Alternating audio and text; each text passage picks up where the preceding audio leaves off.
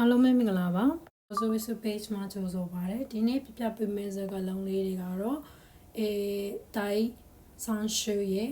一日目ဖြစ်ပါတယ် week 3 day 1ရဲ့စကားလုံးလေးတွေပြပြပေးစင်ပါတယ်ဒီနေ့မှာတော့ထိုးရီမမနီကိုတိုနီနဲ့နောက်ဆုံးအမာရီဆိုတဲ့စကားလုံးလေးပြပြပေးချင်ပါတယ်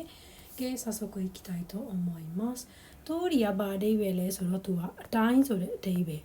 လို့အတိုင်းလဲဆိုတော့ဒီပြောတဲ့အတိုင်းတို့လှုပ်တဲ့အတိုင်းတွေးတဲ့အတိုင်းဆိုတဲ့အဓိပ္ပာယ်လေးရပါတယ်ဥပမာလေးကြည့်အောင်友達が言った通り日本の物価は高いတငယ်ချင်းပြောတဲ့အတိုင်းပဲဂျပန်နိုင်ငံရဲ့ဈေးနှုန်းတွေကကြီးတယ်ဟုတ်ပြီနော်နောက်တစ်ခုကြည့်အောင်自分の思う通りにကိုတွေးတဲ့အတိုင်း生きることは確かにထိုင်တာ難しいခက်ခဲပါတယ်တဲ့ကဲနောက်တစ်ခုကတော့希望通り希望の同じようにဆိုတဲ့အဓိပ္ပာယ် advice 通り advice ပေးတဲ့အတိုင်းအကြံဉာဏ်ပေးတဲ့အတိုင်းဆိုတာလေးကိုတောင်းလို့ရပါတယ်တရားကတော့များသောအားဖြင့်အလုပ်တွေမှာစင်စစ်ကိုယ်တိုင်ကတော့သုံးမယ်ပေါ့နော်ဥပမာမန်နေဂျာကကိုတခုခုဒီစာရွက်စာတမ်းတွေကိုပြင်ဖို့ပြောတယ်နောက်တစ်နေ့ကျကိုပြင်ပြီးပြန်ပြောရဲဆိုရင်ဥပမာအဖြစ်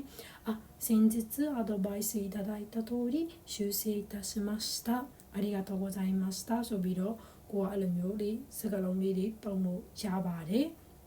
အဲ့တော့သူရဲ့အဓိပ္ပာယ်လေးကတော့ theory ဆိုတာကအတိုင်းဆိုတဲ့အဓိပ္ပာယ်ရပါတယ်နော်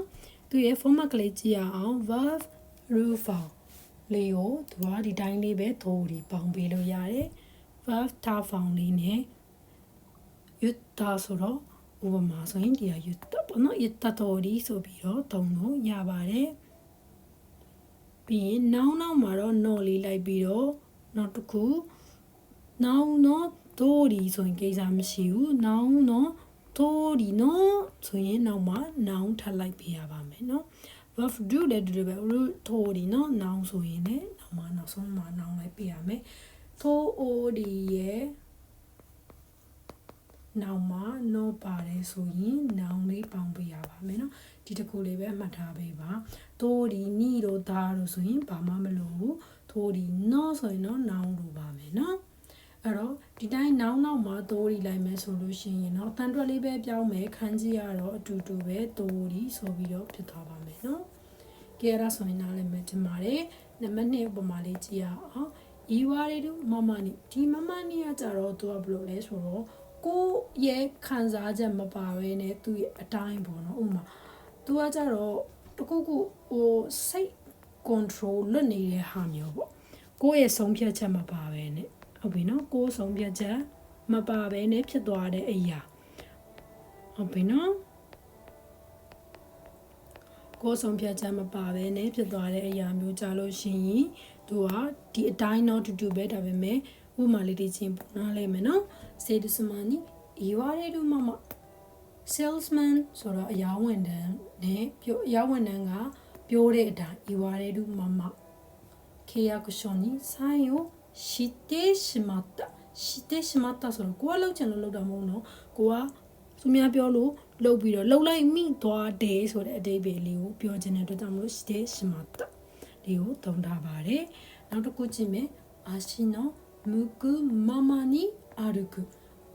ခြေဦးတက်ရအတိုင်းသွားတယ်ဆိုတဲ့အဓိပ္ပာယ်လေးကိုပြောချင်တာနော်ကိုသွားချင်လို့သွားတာငါကဒီကိုသွားမယ်မြောက်ရက်ကိုသွားမယ်ရှေ့ရက်ကိုသွားမယ်မရှင်ဂျူကိုသွားမယ်池袋ကိုသွားမယ်ဆိုပြီးဆုံးဖြတ်ချက်နဲ့သွားတာမဟုတ်ဘူးခြေဦးတက်ရအတိုင်းသွားတယ်ဆိုတဲ့ခါကျရင်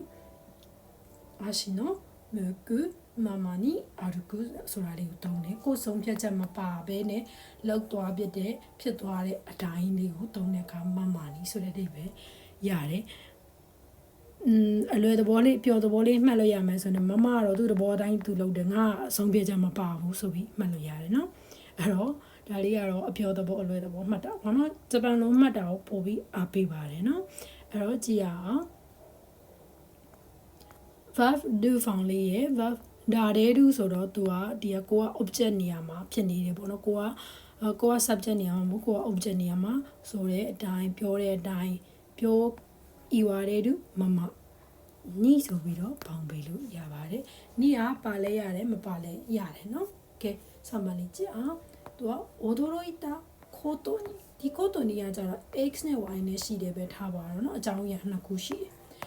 ဒီအရှိက koto ni ကိုထည့်လိုက်တယ်ဆိုလို့ရှိရင်ဒီဟာကဥပမာဟဲလန့်သွားတာပဲဆိုတာမျိုးတကူစိတ်ခံစားချက်တော့အန်အိုးစရာကြီးဆိုတော့ကိုအရင်ဆုံးပြောလိုက်တာเนาะအရင်ဆုံးပြောလိုက်ပြီးတော့မပါလေ y ကကြတော့သူ့ရဲ့ဒီ x အကြောင်းတော့အထူးပြုပြီးတော့ပြန်ပြီးတော့ဒေတာရှင်းပြတာเนาะအဲ့လိုခါမျိုးမှသုံးတယ်ဥပမာလေးကြည့်အောင်လွယ်မလောက်ပါရနော် odorita koto ni အန်အိုးသွားစီအန်အိုးစရာကြီး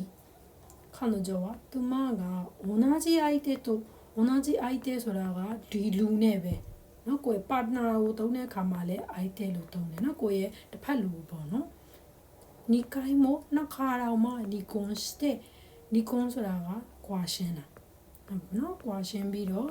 再婚しているပြန်လက်ထပ်ထားတာဟုတ်ပြီเนาะပြန်လက်ထပ်ထားတာမျိုး再婚しているんですသူမကဒီလူနဲ့ပဲနှစ်ခါတော့ကွာရှင်းပြီးတော့ပြန်လက်ထပ်ထားတယ်ဆိုတော့再婚ကကြတော့結婚するဆိုတာကကိုက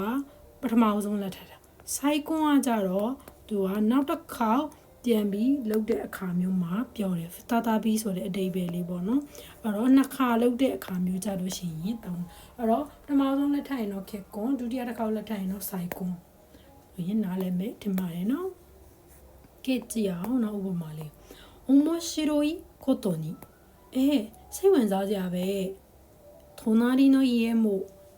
ကိုယ့်ရဲ့အိမ်ရှိမယ်隣の家もその隣の家もဒီဘေးရဲ့အိမ်ကရောうちとငါတို့နဲ့同じ名字なのです同じဆိုတော့တူတယ်မျိုးကြီးဆိုတော့ surname ကိုပြောတာပေါ့နော်ဥပမာကိုကယာမာဂူချီဆိုရင်သူတို့ကလည်းယာမာဂူချီသူတို့လည်းယာမာဂူချီပဲဘေးအိမ်တောင်းနဲ့တူတယ်ဆိုကိစ္စမျိုး၃အိမ်တောင်းဇက်တိုက်ယာမာဂူချီဆိုတာထူဆန်ဝိုင်းပေါ့နော်ယာမာဂူချီဆိုတာများတော့များဒါပေမဲ့၃အိမ်ဇက်တိုက်ဆိုလို့ရှိရင်တော့အရင်အောင်ကိုကောင်းပါပြီဆိုတဲ့အဓိပ္ပာယ်ကိုသူကအရှိကဟဲအောင်ဝန်းစရာကြီးဟဲစိတ်လို့စရာကြီးအောင်ဝန်းစရာကြီးလန့်ဟဲကြောက်စရာကြီးအဲ့လိုမျိုးပြောပြီးတော့မှအနောက်ကဒူးတေချာရှင်းပြတာလေးကkoto ni ဆိုပြီးသုံးလို့ရပါတယ်သူရဲ့ format ကလေးကြည့်အောင်သူရဲ့ e adjective そのままပဲ koto ni ဆိုပြီးရေးထားတယ်ဆိုそのままဆိုပြီးပြောလိုက်တယ်နော်အပေါ်သုံးရတဲ့စကားလုံးလေးမမကြီးဆိုတာそのままにဆိုတာနောက်တစ်ခုက na adjective လေးမှာလည်း koto ni ပြီးရင် verb ကိုတော့တာဖောင်ပေါင်းပြီးတော့မှ koto ni ဆိုပြီးတော့ရေးတာလေးရှိပါတယ်嬉しいことに申し訳ないことに残念なことに間抜けなことに間抜けဆိုတာ stupid လို့ပြောတာပေါ့နော်နည်းနည်း dumb လို့ stupid လို့ပြောတာပေါ့နော်ကဲနောက်ဆုံးဟာလေးကြည့်အောင်အာမာရီသူအာမာရီဆိုတာကဘာလဲဆိုတော့လွန်လို့လွမ်းတာမဟုတ်ဘူးလွန်တာနော်လွန်လို့ဆိုတဲ့အဓိပ္ပာယ်လေးရပါတယ်နော်အဲ့တော့ကြည့်အောင်緊張のあまりစိတ်လှုပ်ရှားလွန်းလို့ခန္ဓာကခန္ဓာကိုယ်က震えたဆိုတော့တုံလှုပ်နေရပေါ့နော်ခန္ဓာကိုယ်ကချမ်းလုံးလို့တုံနေတဲ့ဟာမျိုးတုံတဲ့ဟာပြောတာနော်震えたဆိုတုံနေတယ်စိတ်လှုပ်ရှားလွန်းလို့ခန္ဓာကိုယ်ကတုံနေတယ်တဲ့ကဲနောက်တစ်ခုကြည့်အောင်心配するあまりစိတ်ပူလွန်းလို့ဟာပါအမေကနေကွန်でしまったအမေကတုံလုံးလဲသွားတယ်ဆိုတဲ့အဓိပ္ပာယ်ပေါ့နော်နေကွန်လက်ရှိမှာတာဆိုတော့အမေကလဲသွားတယ်ဆိုတဲ့အဓိပ္ပာယ်မျိုးပဲနေရုဆိုတာအိတ်တာလေနေကွန်လက်ရှိမှာတာဆိုတော့ကောင်းခွေပြီးတော့အိတ်ပဲအိတ်နဲ့မထတော့ဘူးဆိုတဲ့အဓိပ္ပာယ်ပြောတာနော်အဲ့တော့သူရဲ့ format ကလေးက noun နောက်မှာ no လေးလိုက်ပါမယ် na adjective ဆိုတော့ဒီတိုင်းပဲ verb ဆိုရင် blue form လေးနဲ့ amari ပေါင်းပေးရုံပါပဲသူရဲ့နည်းနည်းထူးခြားတာလေးကပါလဲဆိုတော့ ureshi ဆိုတဲ့ e adjective မှာတော့ ureshi sa no amari 悲しいဆိုလို့ရှိရင်တော့သူရဲ့悲しみの amari ဆိုပြီးတော့နည်းနည်းလေး꿰ပြတဲ့စကားလုံးလေးတွေရှိတဲ့အတွက်ကြောင့်မို့ဒါလေးကိုတော့နည်းနည်းလေး use ဆိုင်ပေးပါအဲ့တော့အားလုံးနားလည်မယ်ထင်ပါတယ်ありがとうございました